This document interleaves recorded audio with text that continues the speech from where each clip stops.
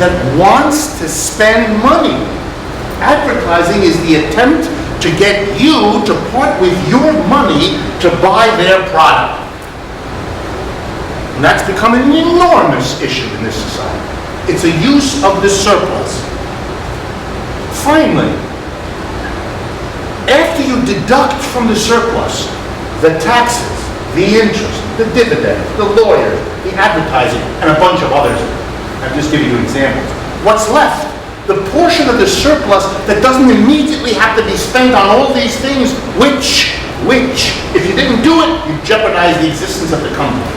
The leftover, the little portion of the surplus that's left after all these things gets called in bourgeois theory profit. So what is profit? Profit is the portion of the surplus that doesn't have to be distributed to keep the system going. Actually, the profit is the part of the surplus that the board keeps for itself and uses, here comes the language now, to plow back into the company to make it grow. And it's called in Marxian theory capital accumulation. It is growing the company, accumulating a bigger and bigger company. And why do you have to do that? Because you have to keep pace with your competitors. They're becoming bigger. You have to have more workers because then you get more surplus, so you can buy bigger machines, so you can compete more, etc., etc., etc.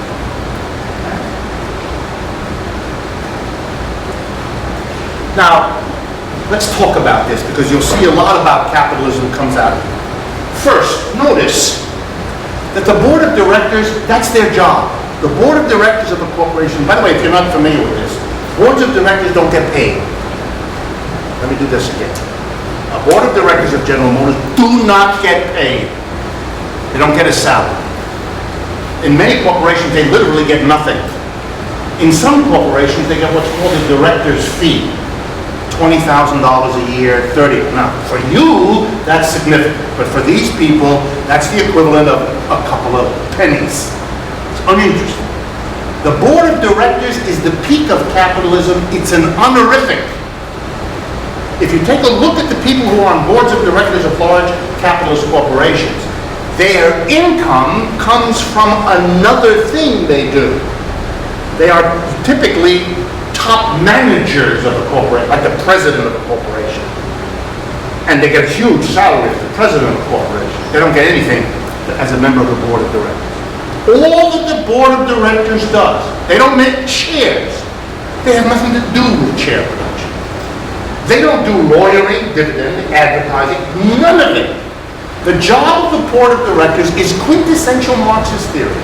Their job is to appropriate the surplus from the workers who actually make whatever the company sells, appropriate it, and then distribute it. The board of directors is the exemplification of Marxian theory. Their job is to distribute the surplus among all of the different people who have to be busy to keep this system going. They have to make sure the government has enough. They have to make sure the banks have enough to be able to lend money when the corporations need it. They need their shareholders to be happy enough to give them money for new shares. They need lawyers to protect them against suits. They need advertising to make sure these shares are sold. They need to do all these things to keep going. And their only job is to decide, let's see, do we economize on lawyers and spend more on advertising this year? Or let's give more money to the banks and get more credit ready for us because that'll be the crucial thing we need. Oh no, let's make more to dividends. Oh no, let's accumulate, make the company bigger. That's what they do. I've been to quite a few boards of directors meeting. They sit around and they decide how to distribute the surplus. And you know, it's a very difficult task because it's all about the future. Give you an example. Suppose I spent money, I'll give you another one that's easier to talk about. Security. In every modern American corporation now, you need to take a part of the surplus to produce security. In our little chair factory, you need to hire a guy in an outfit. And he has a Jeep, a little car. And he goes around and around the factory all night long to make sure nasty people don't come and steal the machines, snatch the computers, make off with the chairs, or whatever. What does this man have to do with producing chairs? Nothing. He provides, the language I like, a condition of existence. Because this company wouldn't survive if every night half the machinery was taken. So it is a distribution of the surplus that's necessary if more surplus is going to continue to be produced in that factory, because if the workers have no machines, they can't produce a surplus. So the board of directors has to decide, let's see, should we have more or less for the same security? Are we in danger of having more criminals so that we should have 2 jeeps going around the factory, not just one? Or a new fence, or a new camera system? Wait a minute, if we spend extra money on security, we'll have to take it away from something else. We'll spend a little less on advertising. But our competitors are beefing up the advertising for their brand. If we don't spend money on advertising, no one's going to buy up. That's why they have had heart attacks, these board of directors. They die early. They're unhappy people. They are. It's an unbelievable job. If you make a mistake, if you spend money on advertising instead of security, and the world falls apart and everybody's running into your factory and stealing stuff, you will have made not just a mistake in allocating the surplus, you won't survive. Give you an example. 25 years ago, General Motors the board of directors made a decision. We are going to spend a lot of money on advertising. We're not going to worry much about capital accumulation. We make great cars, and we just have to show the world about.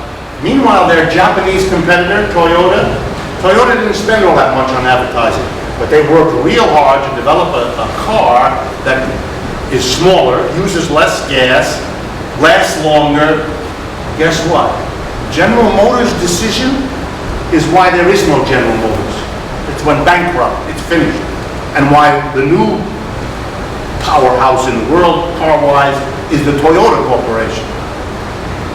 That has to do with each board making decisions about distributing the surplus upon which their future or lack of it depends. So it's a very difficult situation for them. They're always guessing.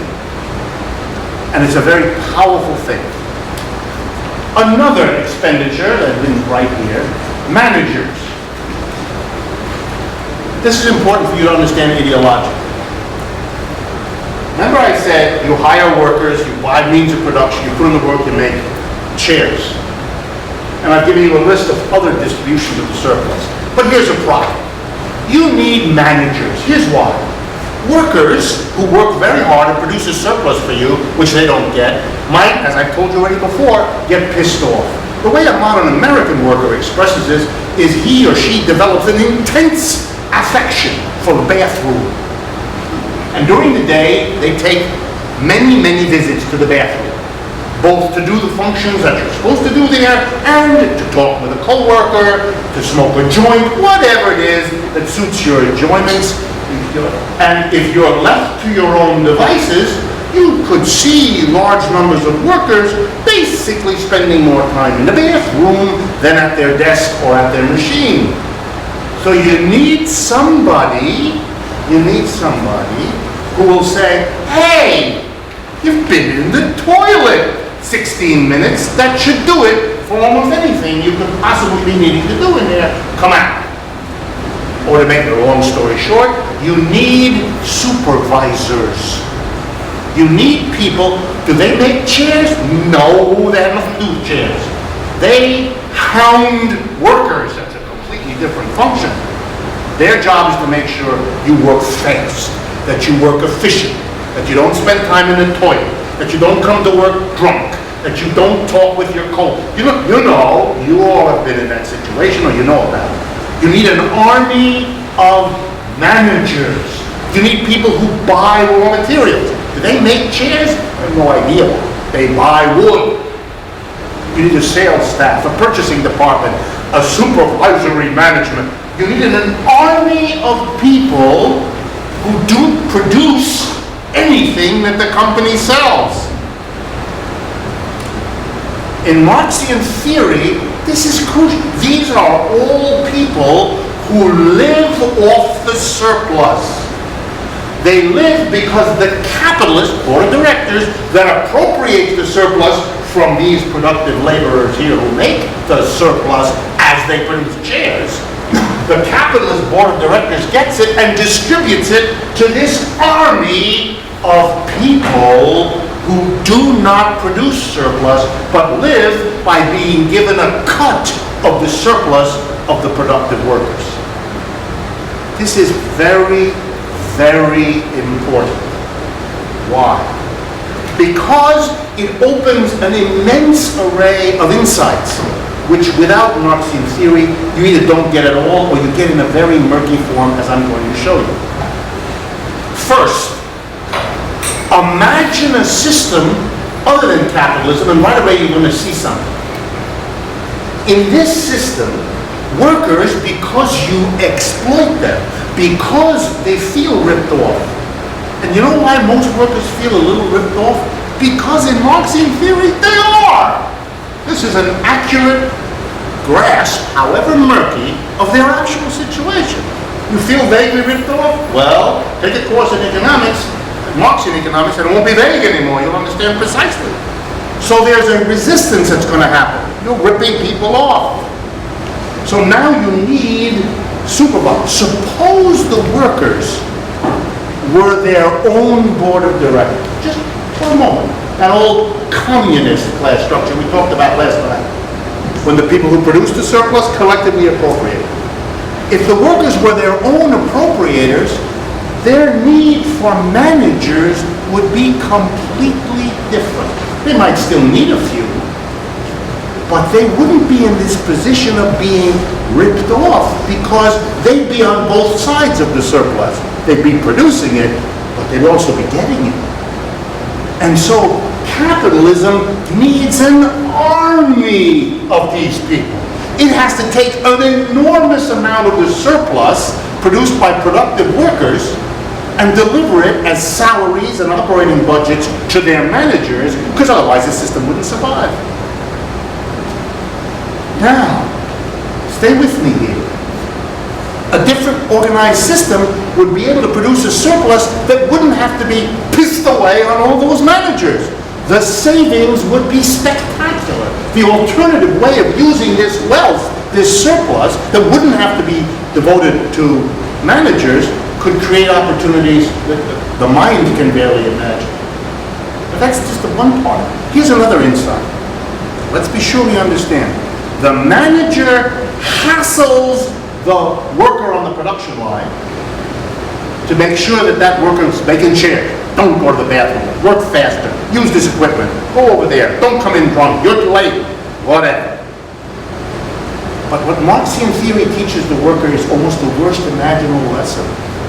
Because if the supervisor is paid by a cut of the surplus, then the workers have to learn that the person hounding you every day is paid by you.